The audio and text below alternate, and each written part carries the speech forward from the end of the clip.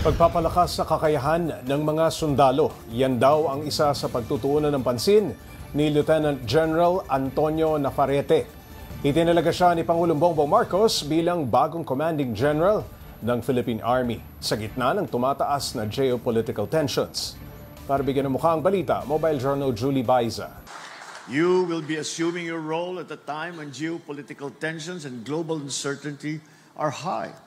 This will demand your vigilance and leadership to deliver clear direction and to show a firm commitment.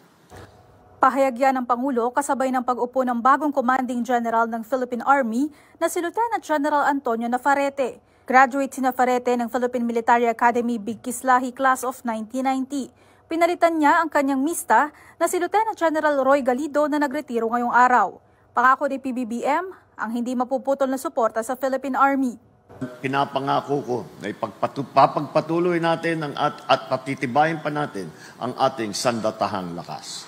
We owe you nothing less than our full support. Sa kanyang panig, inilatag naman ni Navarrete ang mga plano sa Army, kabilang din ang pagpapalakas sa kakayahan ng mga sundalo.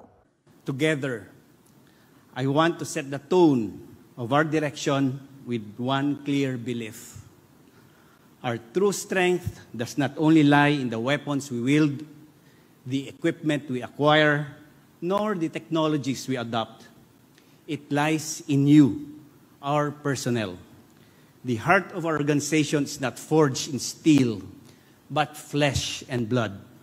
The soldier who serves, sacrifices, and stands steadfast in every mission. Full support naman ng Philippine Army sa kanilang bagong pinuno. Lalo't sinabi na Navarrete na hindi lang magiging accountable ang Army commanders sa kanilang performance, kundi maging sa kung paano itrato ang mga sundalong nasa ilalim ng kanilang pamumuno. Mobile Journal Julie Baiza po, hatid ang mukha ng balita. Pag-usapan pa natin ang bagong hepe ng Philippine Army kasama si Mobile Journal Julie Baiza. Kilalanin nga natin. Julie, sino ba itong si Lieutenant General Navarrete bago itong promotion niya?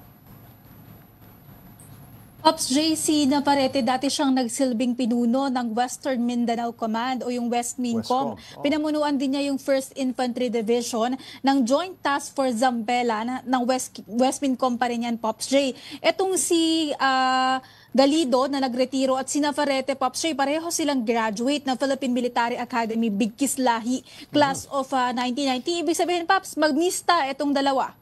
Ayun. Julie, ano pa raw ba ang mga gagawin ni Navarrete sa kanyang pamumuno bukod sa pagpapalakas ng kakayahan ng mga sundalo? Paps, tama ka. Yan nga daw yung una niyang tututukan, yung pagpapalakas ng kakayahan at nung abilidad ng buong Philippine Army. Ang sabi niya, mahalaga nga daw na mag-invest doon din, hindi lang doon sa mga physical assets, pero kasi maituturing nga din na assets yung kanilang mga personnel. Bukod dyan, pagpapataas din daw ng moral nila. Ibig sabihin kapag kami mga accomplishment, talagang kikilalanin nila at bibigyan ng recognition yung mga empleyado na nagpamalas ng katangi-tanging performance sa kanilang tungkulin. Lastly, yung pangangalaga daw sa kalusugan din at edukasyon nitong ating mga miyembro o ating mga sundalo, Pops, kasi doon nga umiikot yung sinasabi niyang 5 pillars sa pagtitiyak ng kapakanan ng mga sundalo. Julie, si former Army Chief Galido may nasabi na bang plano sa kanyang pagre-retiro? Paps, una nagpasalamat muna si Galido kay Pangulong Bongbong Marcos una sa tiwalang ibinigay sa kanya and sa pagsuporta daw sa buong Philippine Army. Ang sabi niya, malinaw daw yung naging vision ng Pangulo sa kanya nung naupo siya para pamunuan yung ahensya. At naramdaman daw niya yung suporta at yung hangad din ng Pangulo na magkaisa o yung maging united sila para maipagtanggol nga yung bansa. Nagbiro siya kanina, Pops J, ang sabi niya, panahon na raw, doon sa kanyang misis, panahon na raw para ilabas yung kanilang bucket list. So sa ngayon, wala pa siyang inaanunsyo kung meron ba siyang planong mapunta sa ibang ahensya ng pamahalaan o mag-serve. For now, pahinga muna. Julie, lilipad si PBBM pa India sa Lunes. Ano ang pakay niya doon? Pap, sa anunsyo ng Presidential Communications Office, magkakaroon nga ng 5-day state visit si Pangulong Bongbong Marcos sa Republic of India. Mula yan sa August 4 sa Lunes hanggang sa Biyernes, August 8.